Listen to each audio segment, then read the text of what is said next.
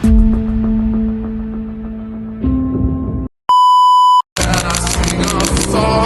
Anda melakukan Kasus kematian Wayan Mirna Salihin menjadi salah satu peristiwa kriminal paling menghebohkan di Indonesia. Pada 6 Januari 2016, Mirna tewas setelah meminum kopi Vietnam di Cafe Olivier, Jakarta. Awalnya, pertemuan itu tampak biasa, hanya reuni dari 3 sahabat. Namun, dalam hitungan menit, kopi itu berubah menjadi racun. Jessica Kumala Wongso, sahabat lama Mirna, menjadi orang yang paling disorot berdasarkan CCTV.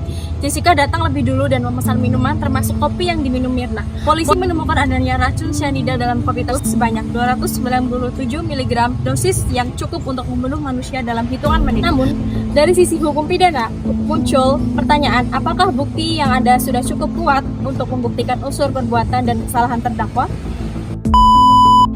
Kasus ini segera menarik perhatian publik. Proses persidangan Jessica Wongso yang disiarkan secara nasional dan menjadi topik hangat di media sosial. Banyak yang percaya bahwasannya Jessica bersalah. Namun sebagian menilai bahwa bukti yang diajukan belum cukup kuat. Dalam hukum pidana, asas praduga tak bersalah menyatakan bahwa setiap orang dianggap tidak bersalah sebelum terbukti ataupun sebaliknya. Sementara pembuktian dalam kasus ini bersifat tidak langsung, yang berarti bahwa hakim harus menyusun rangkaian bukti untuk membentuk keyakinan.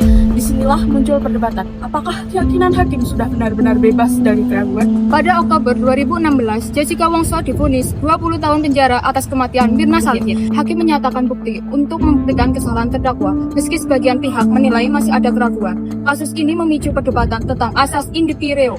Bila ragu, keputusan seharusnya berpihak pada terdakwa. Tragedi ini menunjukkan bagaimana opini publik dan tekanan media dapat mempengaruhi proses hukum. Kasus kopi cyanida bukan hanya kisah kriminal, tetapi juga cerminan bagi sistem hukum pidana kita tentang bagaimana kebenaran diuji dan keadilan dicari di tengah sorotan publik. Pertanyaannya, apakah keadilan benar-benar sudah ditegakkan atau masih terjebak dalam persepsi?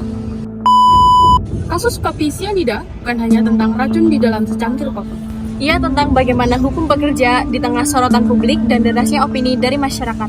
Tentang bagaimana kebenaran diuji dan keadilan dipertanyakan. Apakah keadilan benar-benar sudah ditegakkan atau justru terjebak dalam persepsi yang dibangun media dan publik? Kasus ini akan selalu menjadi pengingat bahwa mencari kebenaran dalam sistem hukum tidak selalu sesederhana menemukan siapa yang bersalah.